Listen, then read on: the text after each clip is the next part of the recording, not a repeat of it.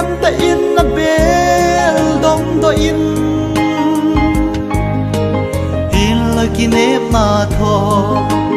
o a bel kiu na pa mai o thom chale mel ma ten zau chân golin na bol zong le an na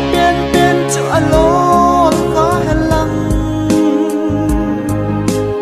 ahung ki phun ka se ato na lam lama khan tu na nei da hen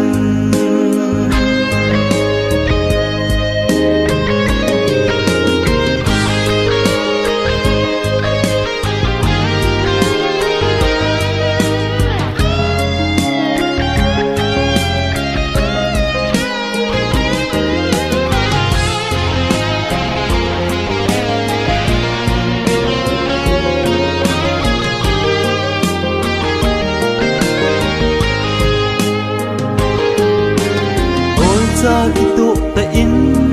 em boy ho gu thim cha bem sunga sel in hin la sun thip ka cha na beita na pa mai o thom chale bem ma ten zau cho golin na bol zong le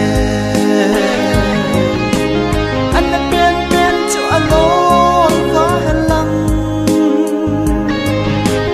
ahung ki phun ka se ato na lam lama khan tu na nei da hen